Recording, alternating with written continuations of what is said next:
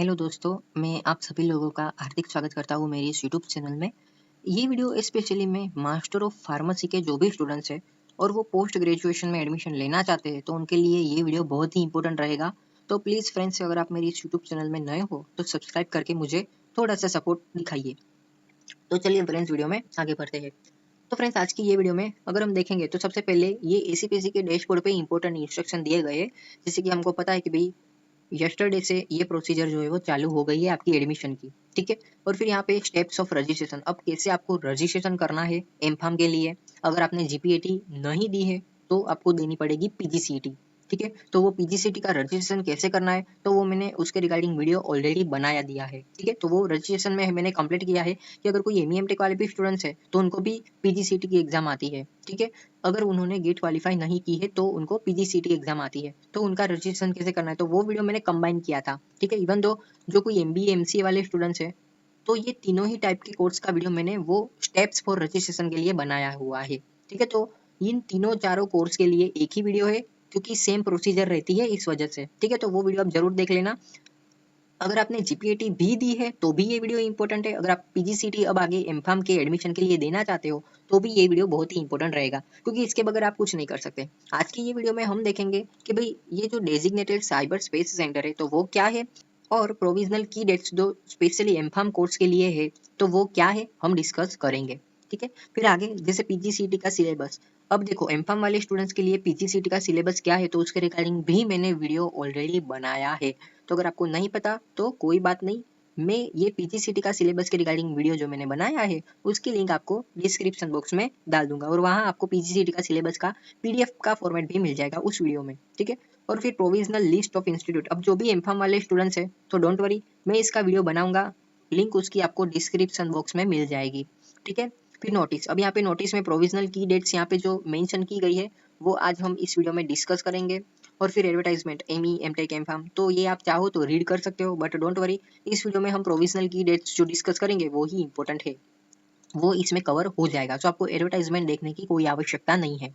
फिर यहाँ पे last allotted rank in the online admission year, तो ये जब हम चॉइस फिलिंग करेंगे फ्रेंड्स तो तब ये इंपॉर्टेंट रहेगा। सो फ्रेंड्स, मैं आपको कैसे चॉइस फिलिंग करना है तो वो हम डेफिनेटली आगे वीडियो में डिस्कस करेंगे, बट अगर आपका मुझे सपोर्ट मिला तो। ठीक है। तो प्लीज अगर आप मेरी यूट्यूब चैनल में नए हो तो सब्सक्राइब करके मुझे थोड़ा सा सपोर्ट जरूर दिखाइए। तो चलिए फ्रेंड्स, हम प्रोविजनल की डेट्स की बात कर लेते हैं, स्पेशली एमफार्म कोर्स ईयर 2025-2026 के लिए। तो सबसे पहले आपको ध्यान में रखना है कि आपका ऑनलाइन रजिस्ट्रेशन 3 जून यानी कि यस्टरडे से स्टार्ट हो गया है और फिर 18 जून जो है वो लास्ट डेट है। सेम टू सेम ये डेट्स जो एमईएम टेक वाले स्टूडेंट्स है उनके लिए भी ये सेम डेट्स है। ठीक है। एमईएम टेक वाले स्टूडेंट्स के लिए जो प्रोविजनल की डेट्स है उसके रिगार्डिंग मैंने वीडियो ऑलरेडी बनाया है।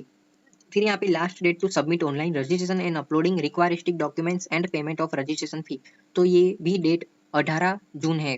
ठीक है। कि डॉक्यूमेंट्स जो है वो कई बार स्टूडेंट्स क्या करते हैं कि भाई रजिस्ट्रेशन कर लेते हैं बट पेमेंट नहीं कर सकते। ठीक है। तो पेमेंट के लिए उन्होंने कहा है कि भाई सेम डेट ही रहेगी। और देखो friends, always keep in mind that कि जैसे मैंने नोटिस किया है कि ये आपका पोस्ट ग्रेजुएशन है। ठीक है। यानी कि अब आप यूजी कहलाओगे नहीं। ठीक है। यूजी कहलाओगे नहीं, अब आपका पोस्ट ग्रेजुएशन है। तो यहाँ पे जो डेट यहाँ पे मेंशन की गई है वही डेट रहेगी, बराबर। यहाँ से एक्सटेंड नहीं होगी। जैसे मैंने एनालिसिस किया है, आगे जो है वो डेट एक्सटेंड नहीं होती है। ठीक है। बट अल्टीमेटली अगर होती है तो मैं आपको डेफिनेटली इन्फॉर्म करूंगा। बट कोई ऐसे स्टूडेंट्स है जो इन्फा में एडमिशन लेना चाहते हो तो प्लीज फ्रेंड्स, आप उन तक ये वीडियो जरूर से जरूर पहुंचाइए और कहिए कि भाई 18 तारीख जो है वो लास्ट डेट है, एज सुन एज पॉसिबल भर दीजिए फॉर्म। ठीक है। अब then after third point, conducting PG CET 2025 for different discipline for non GPAT candidate.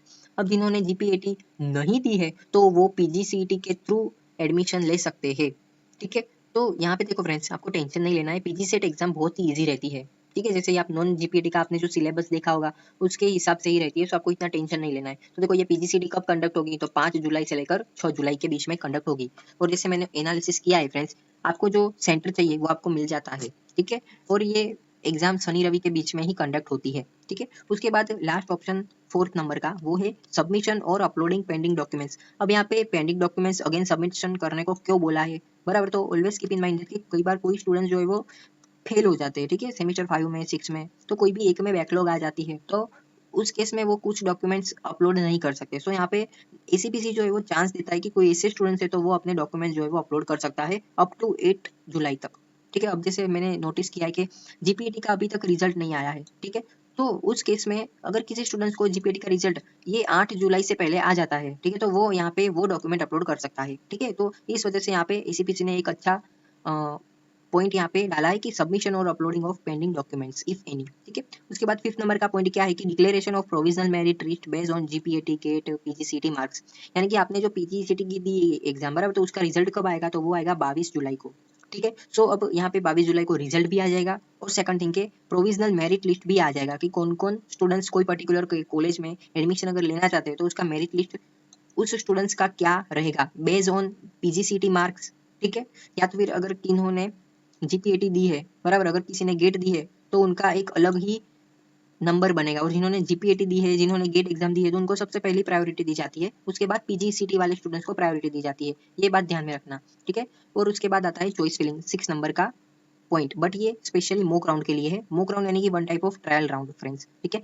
तो यहाँ पे always keep in mind that कि यहाँ पे मॉक राउंड में जो आपको कॉलेज अलॉट हुई है उसमें आप एडमिशन नहीं ले सकते। ये सिर्फ एक ट्रायल राउंड है जिसके तहत आपको पता चलेगा कि भाई हाँ, मुझे ये पर्टिकुलर कॉलेज में चांस मिल सकता है, एडमिशन मिल सकता है। तो वो कब है, तो 23 जुलाई से लेकर 24 जुलाई, यानी कि 2 दिन का ही समय दिया जाता है आपको। फिर यहाँ पे declaration of result of mock round, ठीक है। तो मॉक राउंड का रिजल्ट कब आएगा, तो 29 जुलाई को आएगा। और देखो अब यहाँ पे जो आपको कॉलेज मिली है, अगर आप फ्रेंड्स सेटिस्फाई हो कि हाँ वो चलेगी मुझको, तो प्रोबेबली चांस है कि राउंड 1 में भी वही आपको कॉलेज मिले, ठीक है। अब सपोज करो फ्रेंड्स के मॉक राउंड में जो आपको कॉलेज अलॉट हुई है वो आपको नहीं चाहिए, यानी कि आपको कुछ चेंजेस करने हैं, तो यहाँ पे जीटीयू यानी कि एसीपीसी आपको चांस देता है, जैसे कि यहाँ पे मेंशन किया गया कि feeling and alteration of choices bye candidates for actual admission round 1, यानी कि मॉक राउंड में जो आपको रिजल्ट मिला है, ठीक है, जो कॉलेज अलॉट हुई है वो आपको नहीं चाहिए, तो आप अगेन चॉइस फिलिंग कर सकते हो, यानी कि कोई कुछ कॉलेज ऊपर नीचे आप कर सकते हो, ठीक है। तो उसके लिए समय दिया गया है 29 जुलाई से लेकर 1 अगस्त।